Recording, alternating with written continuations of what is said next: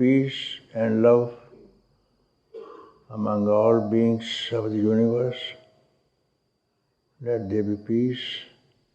Let there be peace. Om Shanti, Shanti, Shanti. Namaskar, Namaskar. Welcome to Satsang.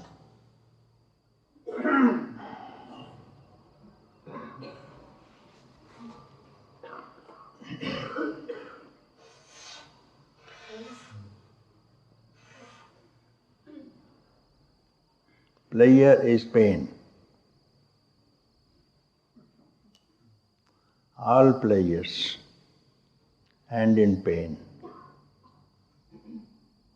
And those pleasures are only pleasures of the sight through eyes, respective object. Eyes, sight, respective object. Like, for example, a moth likes to embrace the flame of the candle, object of love, object of the sight, and it goes to join it, embrace it, kiss it, because it finds a pleasure to go to the flame, and it ends in its destruction. So all pleasures that belong to the sight will end in sorrow and suffering. Next is smell. Smell, nose, smell, object of the smell. The bee goes to the flower because she likes the fragrance of the flower. Particular bee goes to the flower and she doesn't leave it. And that flower folds in the night, lost. So all those people who are fond of this smell will also end in unhappiness. Then sound, music, ear, sound, object. As the people who hunt the deers in the forest, some of them who go to the forest and see those people who hunt, they play some sort of music, and the deer from all around, they come near the place hearing the music and they shoot them. This is how I have seen myself.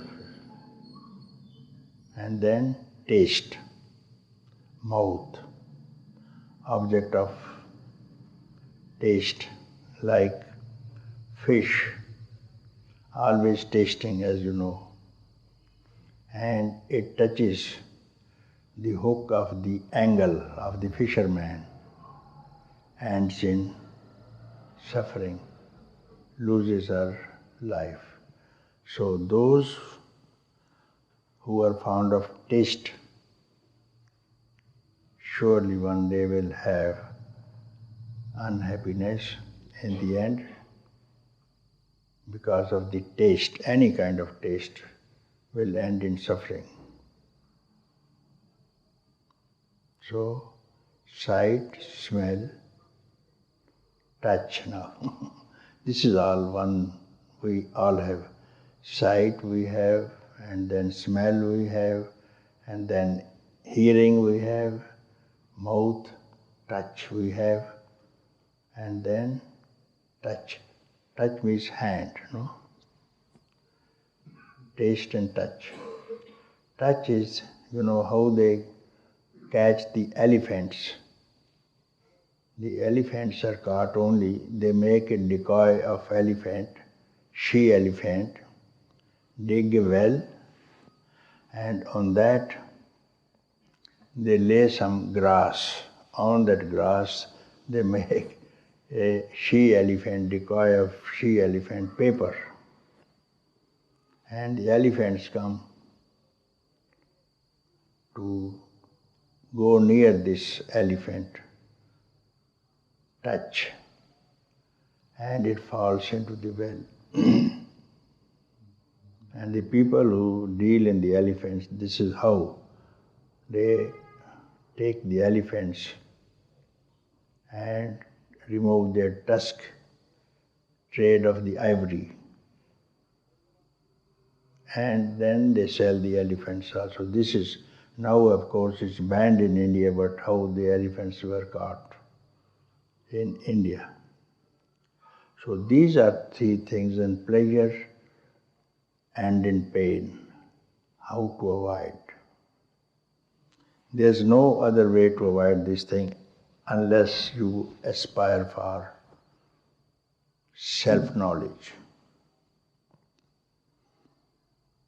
When you attain self-knowledge, there'll be end of all these sufferings, sorrow, and perhaps the cycle of birth and death once for all. It will cease. When you attain self-knowledge, this appearance, false appearance, will end as when you dream, and in the dream you are attacked by some tigers call it, or some robbers call it in the dream, and you are much in trouble. So when you wake up, all this is over. It was reality. That trouble was reality. That pain, that suffering was unreal. But during the dream, it was as real as in the waking state. But when you wake up, all is over. It was a dream. And like this is also a dream. There is no difference between dream and waking state.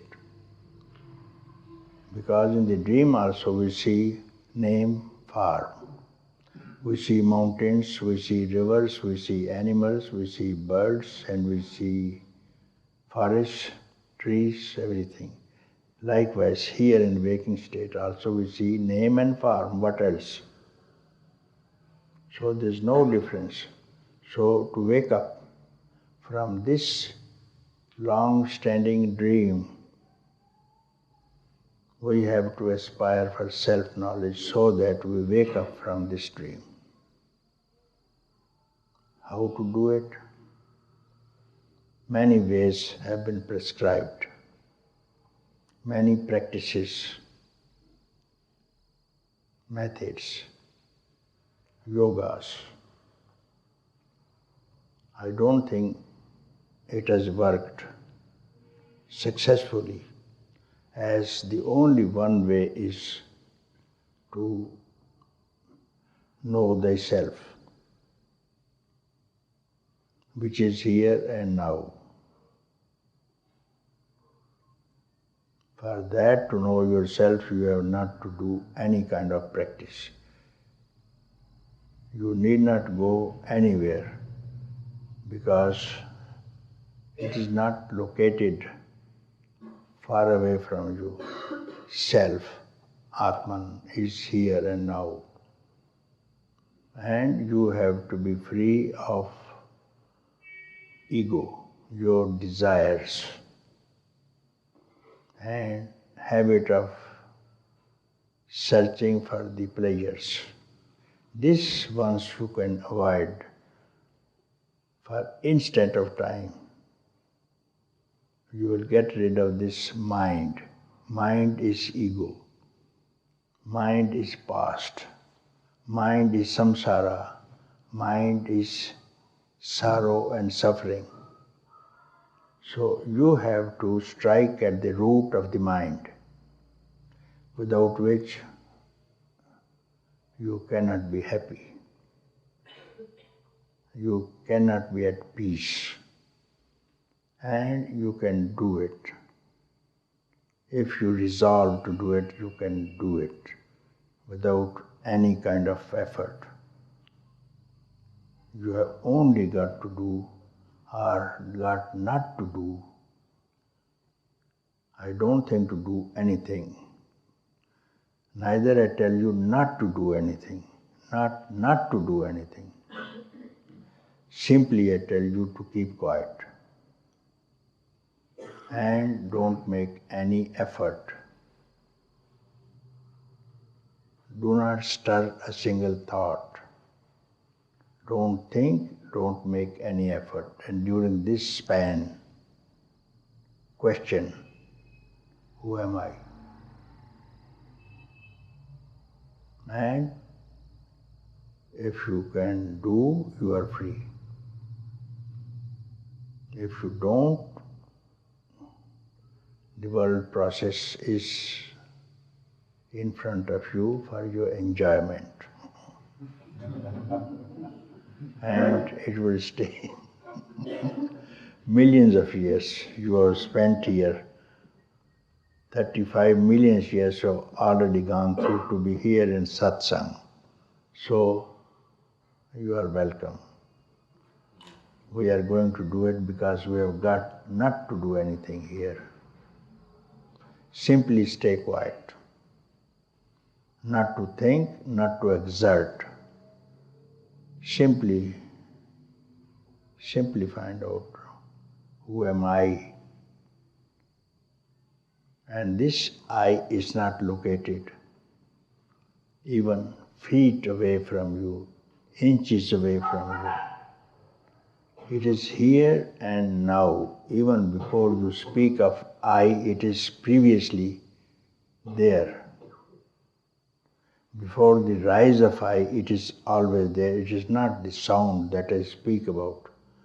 It's not the verb. It's not that language. It's not the I that I speak about. It is something beyond this. Beyond any language, beyond any word. And that is your own being. Unless you identify yourself with your own being, you cannot be happy. You cannot be at peace. You have to go and come and repeat it for millions of years. So this is up to you. This is up to you. This is the only way they say. The sages have said it, you see. Sages have said it, you are all free. You are all enlightened. You are not suffering. How can you suffer? Suffering belongs to the mind, and mind cannot touch it. Mind cannot reach that place where you are seated, where you abide, where you are living. In that place, sun even does not shine, nor the moon, nor the stars, where not even the thought can reach, untouched, unthought about, beyond comprehension. That is the place you have to direct your mind towards it. Direct your mind towards your own self and don't think. That's all is called freedom. And this is peace, happiness, beauty, love. So do as you please.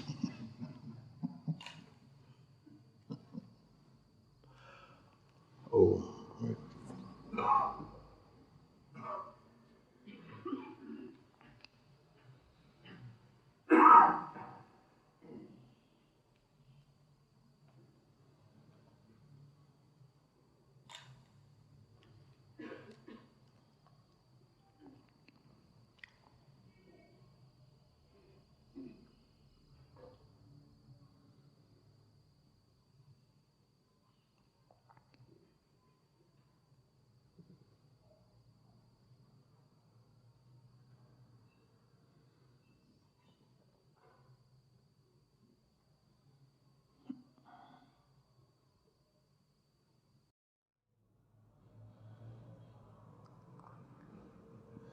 Yesterday, when you were speaking about the moth, you touched deep in my heart and tears come to my eyes.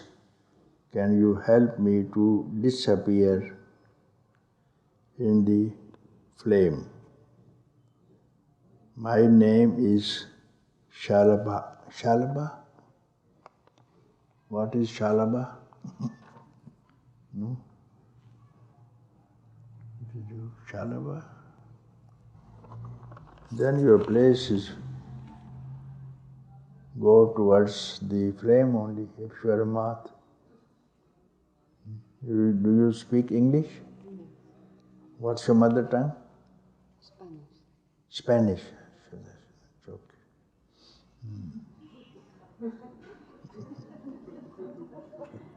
Okay. Okay. Moth is one who, before knowing his name, he is already finished. He doesn't know it. He has love. He has only love for the flame. So instantly he is called somebody. When he rises, when he comes to being, he goes towards the flame. And during the time of flame, only it appears and destroy. And creation and destruction doesn't take time if it is a real moth. Therefore, if you are a real seeker of truth, it doesn't take time for you.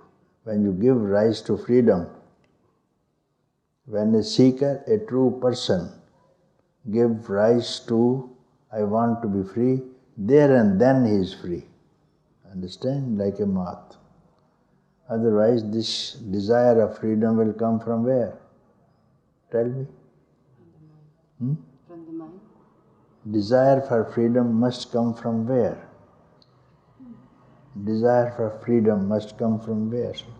The wave must rise from where? From inside. Wave must rise from where? Wave. Anybody can translate Spanish into English into Spanish nearby? From the ocean. Huh? From the ocean. No. Ocean. Yes, from the ocean. Wave must rise from the ocean and fall into The ocean. ocean. That's all. Yes, wave will not rise from ocean and fall into gulf. It will not. Desert, it will not. If it rises from desert and falls in desert, that wave is mirage. Like this. This moth is not a moth who wants to ask someone how to destroy.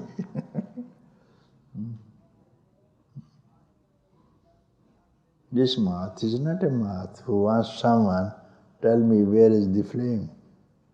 Like this, when this desire for freedom comes, already one is free.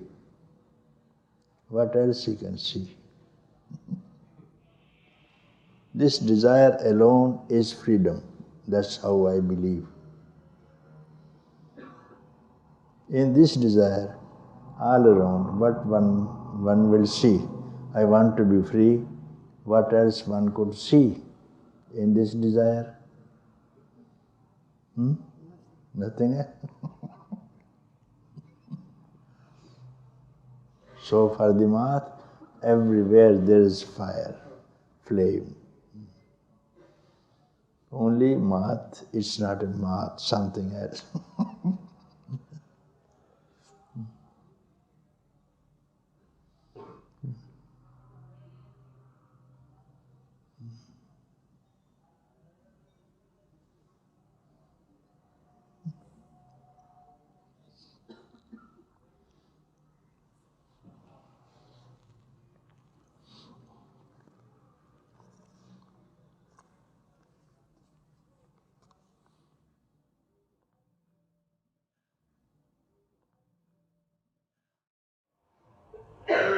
What is it that puts my fear fearful mind back. Fearful mind puts you back is only desire. I want this. So when you don't give rise to this desire and you go back at the source, as you have gone already in the source, all desires are fulfilled. All desires are fulfilled. It's not that you are rejected, but they are fulfilled, you see. You don't want anything. The king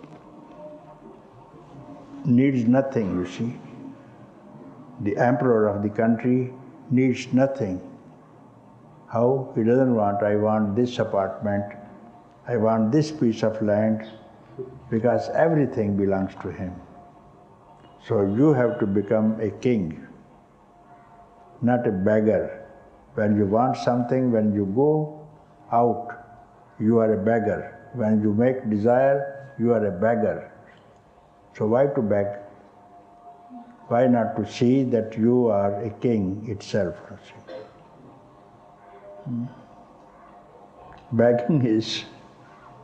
Begging is always troublesome, you know that, to beg. Once there was a king and one beggar came to him to beg some food, something. The king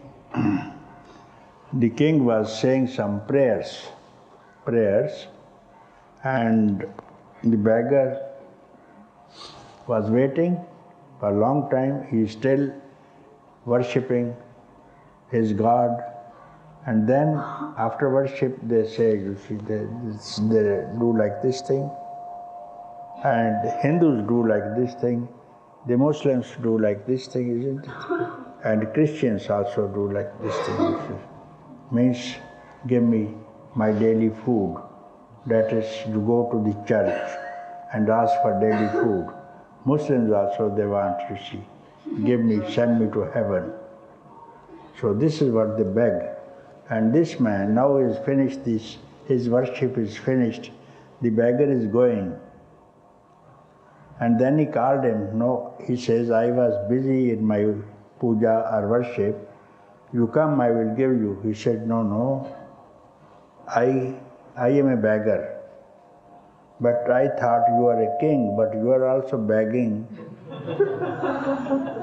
So what a beggar will ask from a beggar? Now I will ask someone from whom you are begging. Therefore I don't want your anything. So everybody is a beggar, you see. If you have a desire, you are a beggar, you see. But you beg from one from whom everybody is begging, you see. When you go there, I explained you, the throne is ready. Simply sit on it. And what is this throne? Throne of emptiness. Sit on that throne. Or beg. Two things.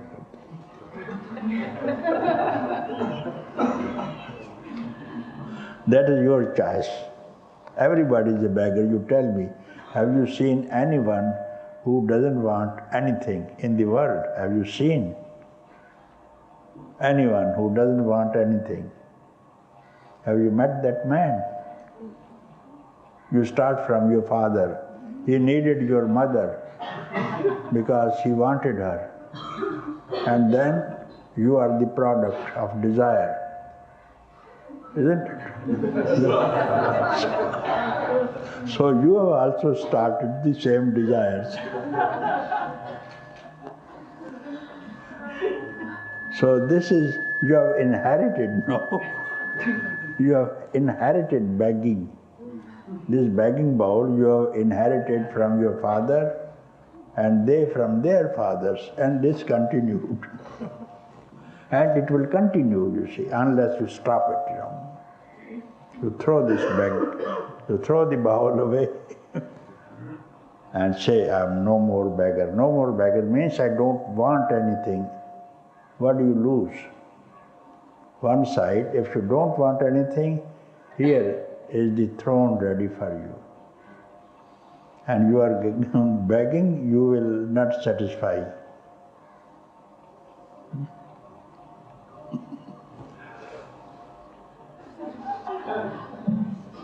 Papaji, I have a question. No, let me reply these things, question you will enjoy. Then after that, you stay here. But this is very important. Yeah. I cannot wait. I cannot wait. So what is that question? Well, you answered this gentleman here that he has the choice between the throne of emptiness or the life of desire. So to choose the throne of emptiness is also desire. It's a desire to choose the throne of emptiness. So if you choose the throne of emptiness, it is also coming out of desire to want emptiness, to want enlightenment, whatever we call it. So who's making that choice? And how to go beyond choice? It doesn't matter what we choose, as long as it is desire, it is in the realm of duality or whatever we call it. So this is the question. The question is now, desire or choice for emptiness is always also is a desire. That's what your question is. Achha, I will tell you, when you go into the forest, one thorn runs into your foot. Generally it happens, isn't it? When you go out, many times it happened to me also, to the forest, and then when you see the two spiked, very sharp thorns, if you go here, in this forest also, they run into your foot. So at that time, what will be my desire? To remove, because it's very painful, I can't walk now.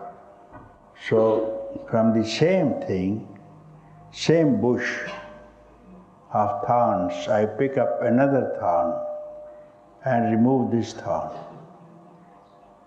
And then throw away both.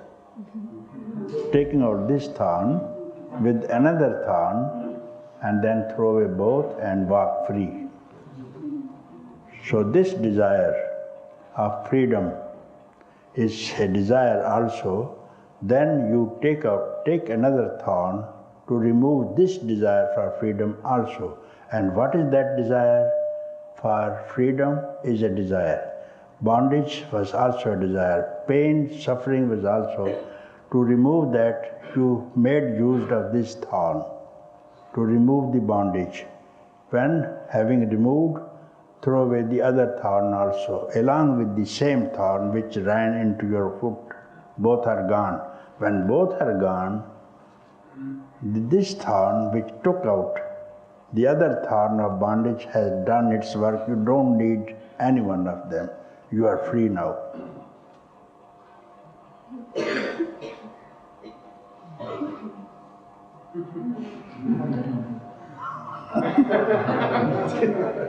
No desire for, even from freedom, no desire even for happiness. You needed happiness, the thorn of happiness, to remove your pain. It is over. So you don't want even happiness. Both are thrown away. That is a state, a very rare state. And that person is known as Avadhuta. Avadhuta, that person is known as, you see, who doesn't want anything, not even kingdom, you see.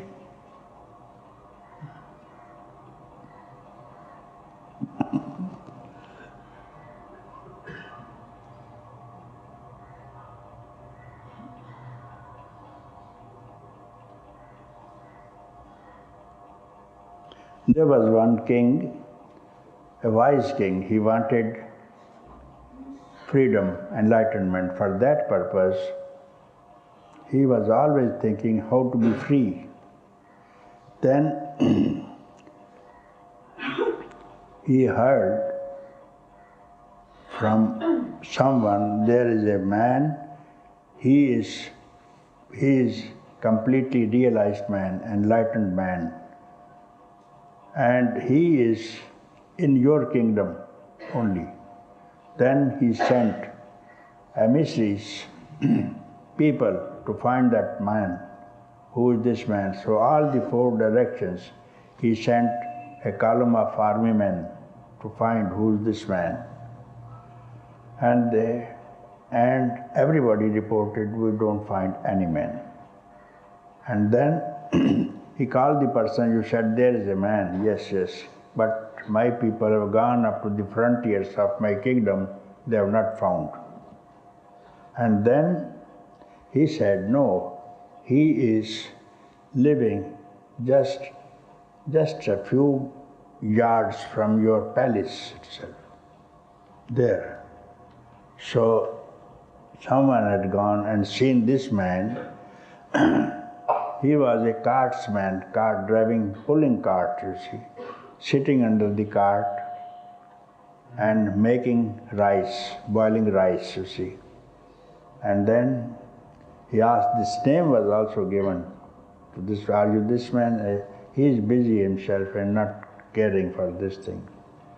So he said, it was reported to the king, and the king went with elephants loaded with jewelry, fruits, everything, you see. And then his queens also followed him on the elephants.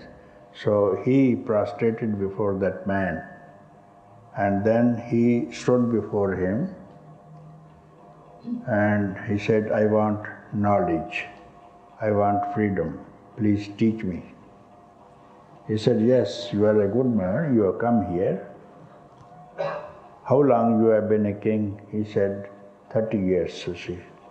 Okay, then you stay here at my place under the cart, you look after my rice, and I will go and sit in your place, you see. Now you take rest here. I will take rest on the throne. And king readily accepted it, because what he was getting around the kingdom, he was very jealous with the other state which was richer than him. Always in fear also, these people will come and invade me. Fear was there, then desire was there, then jealousy was there, you see. So now at least I am very happy, you see. I am very happy. So this man goes there and sits on the throne, and the ministers are helping him. The same man, he was a nude man, sitting on the throne.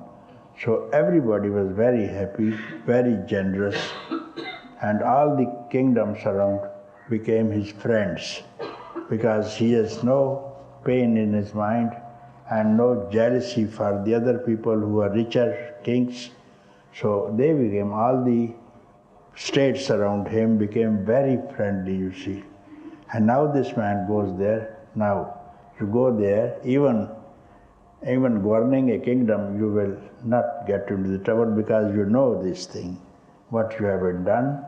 Nobody was there, you were begging and then bringing rice and cooking. What a life it is. So king was very happy, he went back to his place, you see. This is how, you see, the things has to happen, you see, like with your own experience. Then go to the teacher, he will tell you how to be happy, not simply listening from someone. It doesn't happen. You get into this experience, as this king has done, lived a very beggarly life, you see, as a beggar. Then king doesn't make any difference, you see. So otherwise there will be desires in you. As long as there's a desire in the mind, it is meant that you are keeping a serpent in your pocket. Anytime it will sting you. So this desire is worse than a serpent, snake. Snake once stings and you die. Desire again and again stings, again and again you revive. And this will continue for ages, you see. Therefore, don't touch this desire. Don't touch the desire, you see. And this is way to be happy, because when you are not having any desire during sleep, you are happy. Nobody is unhappy during sleep. When he says, I am in pain, he must be in the waking state. So like that, you sleep now. This is called knowledge. When the world is awake, you sleep. And what they do not know, where they are awake, you sleep, you see. They are awake in desires. That's called waking. You sleep. And perhaps this kind of man will give happiness to many people in the world.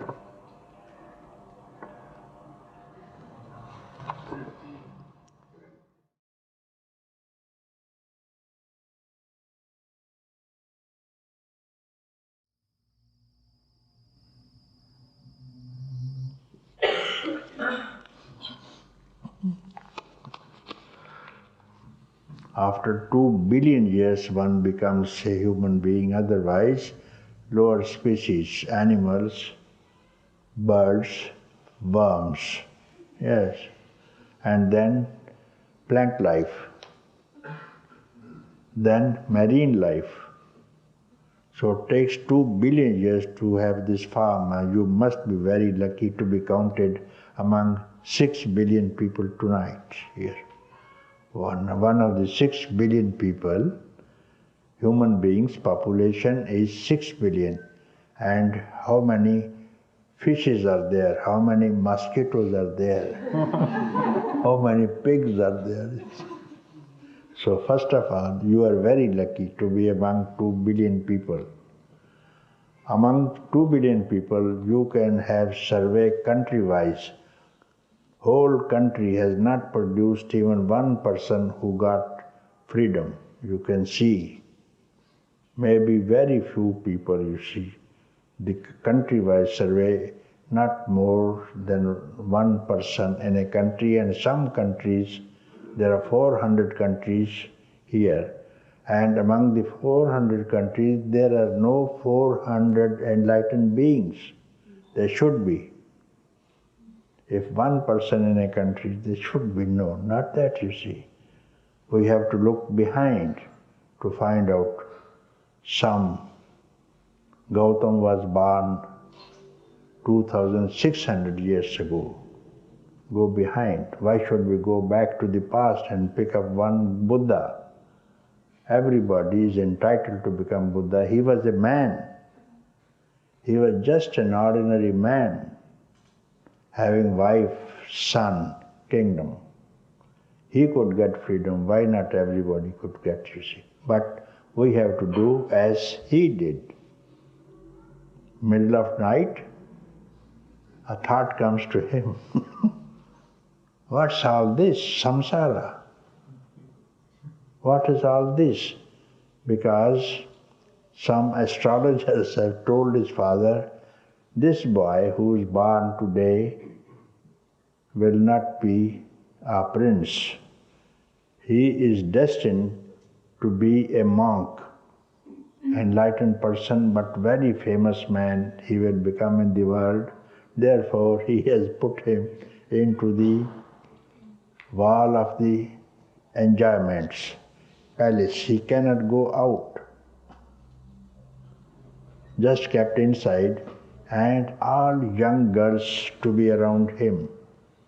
No old person, no diseased person at all was allowed. Very handsome girls were around him to take care of this man. So one day he asked his horseman, what is outside the wall? You see? The wall is there. Everybody has his walls with limitations. But his first question was in this direction. He called his name, the man who used to give him horse riding within the palace, you see. So his name was Achanna. Even his name is known. Being a horseman of this man, even his name is survived today, you see. He called him, I want to go and see what's outside the wall. But he was not allowed to take him out. And there are guards and sentries at the gate. Gate is closed from inside. And then he woke up, and then his wife is there, son also there. And then he says, I have to go. You can't disobey my command. And then he took him, and somehow the sentries also agreed. They opened, but they said, you have to come back before the daybreak. He said, yes, that I will come back. So he goes there, and outside he saw a man who is coughing. He said, why this man is coughing? And he says, he's a sick man. He's sick. What is sickness? A man, when he coughs, he cannot breathe well, so he has to cough is one of the symptoms of disease. So he's sick man. Will you also fall sick? Yes, master, and you too. Next he goes. So one man is hunchbacked, cannot walk up straight. Why this man is half bent? He says, master, due to old age. Man becomes hunchbacked when he is after 90 years. He becomes like this thing, he can't straight, the spine is not straight, you see. You will also become old? Yes, master, and you too. Then he saw one man is being carried and others are crying behind. Then he said, why these women are crying behind and men, and he is taken on a stretcher on the shoulders of other people. Who is this man? Having flowers around him, face open. He is dead. What is death? Everybody who does not breathe one day due to sickness, due to old age, due to accident, he dies. So when a man is dead, he is taken to burial ground or to cremation ground, you see, to cremate him. And you also will die one day? Yes, master, you too, he says. Drive me back. So on way back, he saw one man seated under a tree he says, stop, let me get down. And he got down, and this man was glowing and shining with happiness and bliss. He says, this man, I am here, he does not speak to me. Oh, master, he doesn't care. He has left the whole world. Therefore, he is happy, he is enjoying within himself. Here was the question, and he decided. This man is the best among the others, you see. So he went back, and Yashodhara still sleeping, Rahul suckling the mother, you see. So he goes and decides one step out of the threshold and one inside. Decision, you see, strong decision. And then one step, oh, this boy is going to be orphan tomorrow, no father. And Yashodhara will find no husband tomorrow morning if I leave. So see the play of the mind. Return back. And don't go out. Nobody should go out, leave his wife and son like this thing. It's not dharma. Go back and lie down again.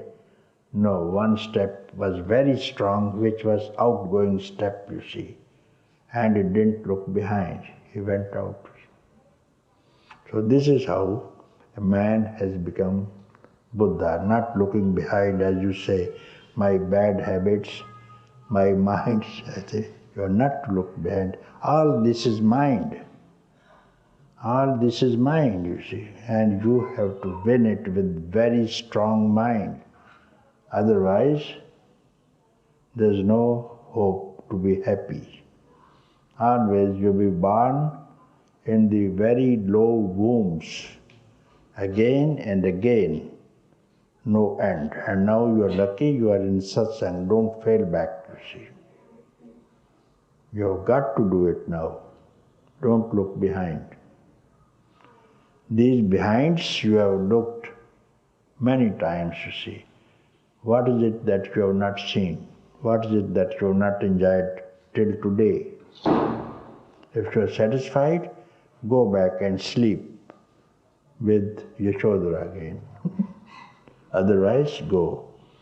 If you go, perhaps you will help the generations to come, and this is being done, you see. At your sacrifice, not only you will win freedom, you will be one who will help others. As the boat goes again and again, this side and that side, help other people to cross the river. And this is how you will cross the ocean. Ocean can be crossed by ships, but this ocean of samsara cannot be crossed. You need a very strong raft, and that raft is satsang, you see, without which you are not helped. Crocodiles, whales around, sharks are looking at your face. And these habits are sharks, you see. So you do as you wish. Nobody compels no one. If his time has come, he will get up and see what's outside the wall.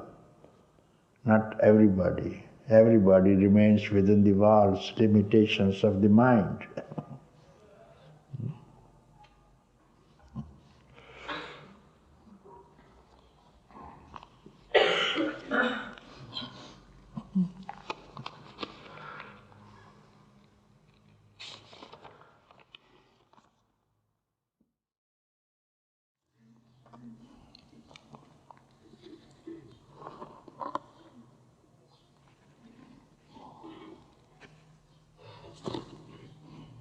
Thomas.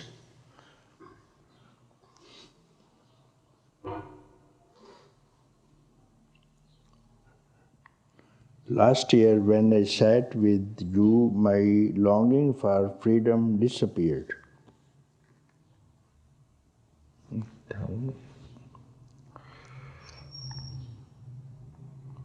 Old latent tendencies seem to be still, which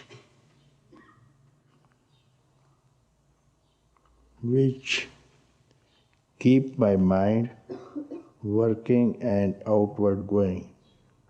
Do these tendencies spin out by themselves? Who's Thomas? He got Thomas from... No, it's another, not from Bulgaria.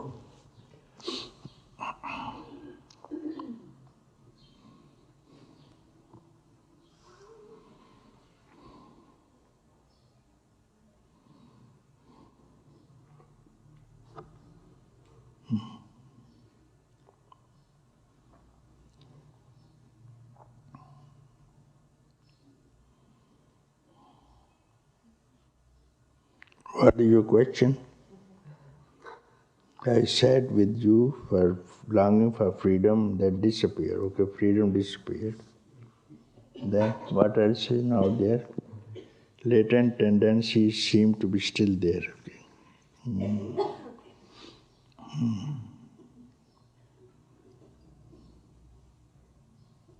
Which keep my mind working and outward going. You see the tendencies, these are the tendencies. On your picture, these are the tendencies, and then you are holding the tail of the snake, and you are on the hood of the snake. This is the answer. You are on the hood of all tendencies.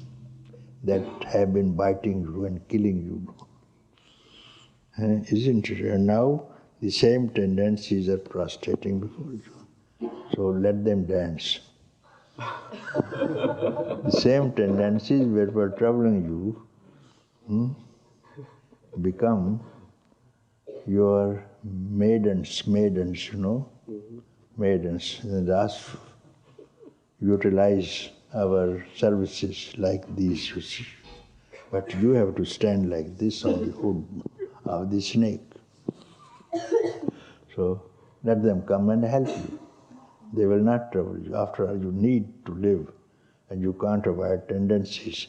There's a tendency, I want to eat food, I will go to a good restaurant. Go there, this is a tendency. What trouble is there? No trouble. This is also tendency, let me go to Lucknow and have satsang. Good tendency, like this, you see.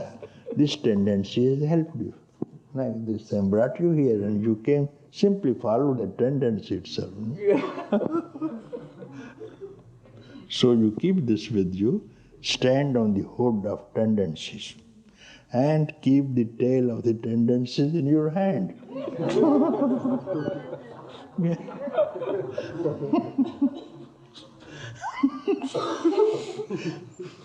He will be happy to see it, He will understand the meaning,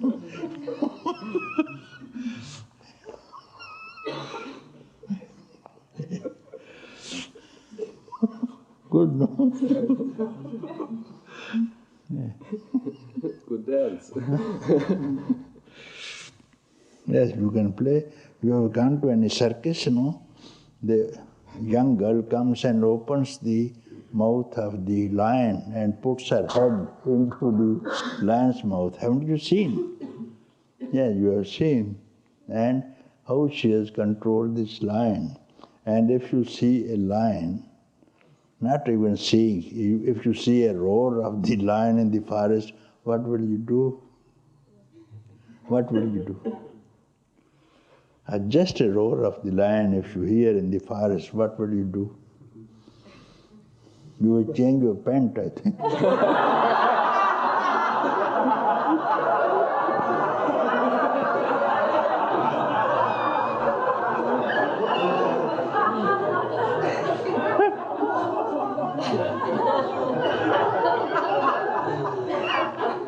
That's all you. And now, when this girl comes, open the mouth, put the head inside, everybody collapses.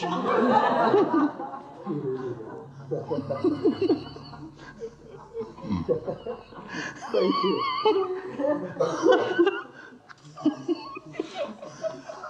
You call your tendencies, have a conference with them. Yes, call around, have a conference. You sit in center. I thank you very much. Where you take me next after Lucknow? Yeah. Call them. Yeah.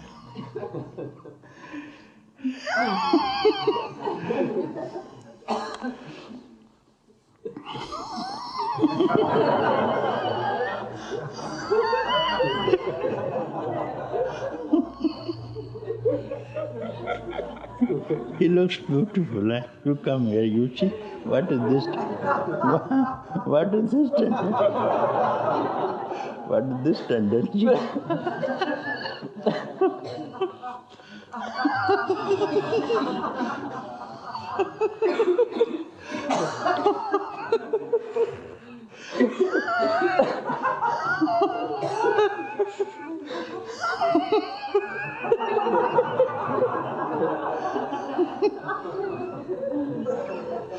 It's a good conference.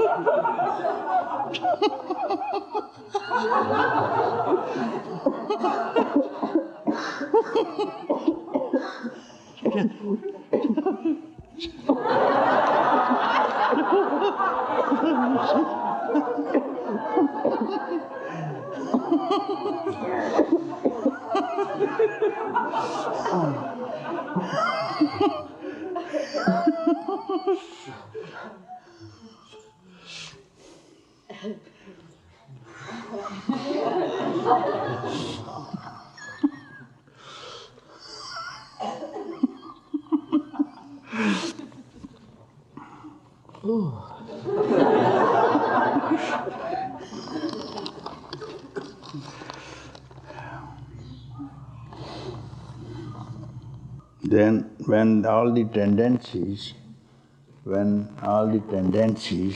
become your maidens, then you play the flute.